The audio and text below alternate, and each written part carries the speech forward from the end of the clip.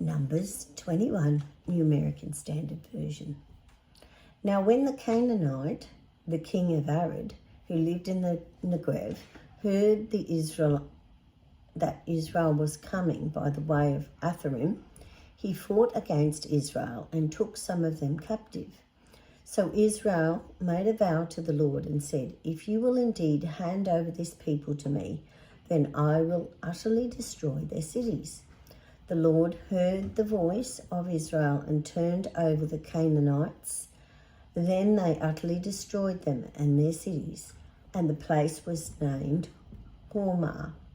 Then they set out from Mount Hor by the way of the Red Sea to go around the land of Edom, and the people became impatient because of the journey. So the people spoke against God and Moses. "Why have you brought us up from Egypt to die in the wilderness? For there is no food and no water, and we are disgusted with this miserable food." Then the Lord sent fiery serpents among the people, and they bit the people, so that many people of Israel died. So the people came to Moses and said, "We have sinned because we have spoken against the Lord and against you.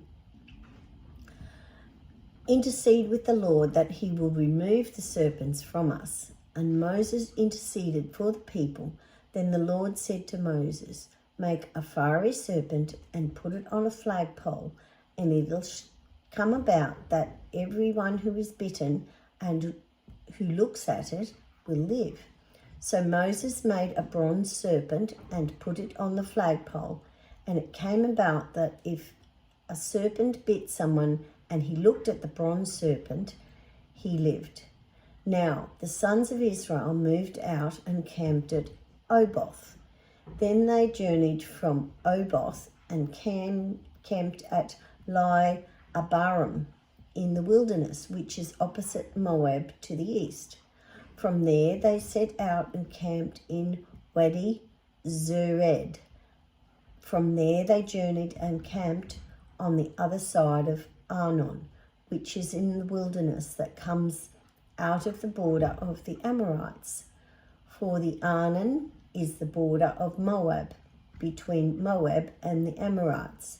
For that reason it is said in the book of the wars of the Lord, Waheb is Saphah, and the Wadis of the Arnon, and the slope of the Wadis that extends to the side of Ar, and leans to the border of Moab.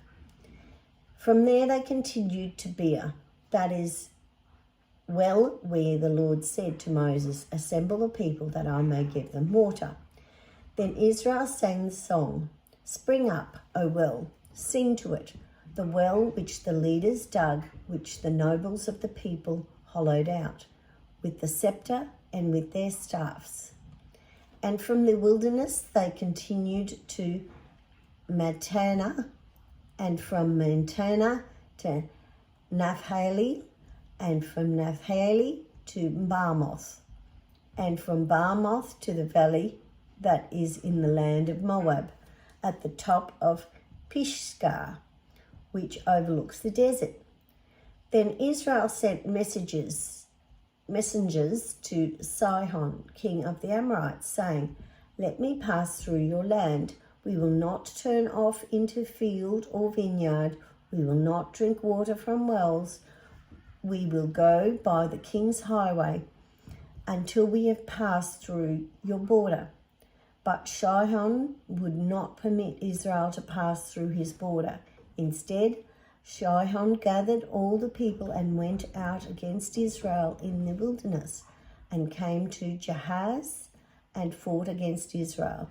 Then Israel struck him with the edge of the sword and took possession of his land from the Arnon to the Jabbok, as far as the sons of Ammon. For the border of the sons of Ammon was Jazer. Israel took all these cities, and Israel lived in all the cities of the Amorites, in Heshbon and in all her villages. For Heshbon was the city of Sihon, king of the Amorites, who had fought against the former king of Moab and had taken all his land out of his hand as far as the Arnon. For that reason, those who use Proverbs say, "Come to Heshbon, let it be built. So let the city of Sihon be established. For a fire spread from Heshbon, a flame from the town of Sihon. It devoured Ar of Moab, the dominant heights of the Arnon. Woe to you, Moab! You are destroyed, people of Chemosh. He has given his sons as fugitives and his daughters into captivity to the Amorite king Sihon, but we have shot them down with arrows. Heshbon is destroyed as far as Dibon. Then we have laid waste as far as Nophah, which reaches to Medeba." So Israel lived in the land of the Amorites. Now Moses sent men to spy out Jazer, and they captured its villages and dispossessed the Amorites who were there. Then they turned and went up to the way of Bashan, and Og, the king of Bashan, went out against them with all his people for battle at Edrei. But the Lord said to Moses, "Do not fear him, for I have handed him over to you and all his people and his land, and you shall do to him as you did to Sihon, king of the Amorites, who lived in Heshbon." So they killed him and his sons and all his people until there was no survivors left, and they took possession of his land.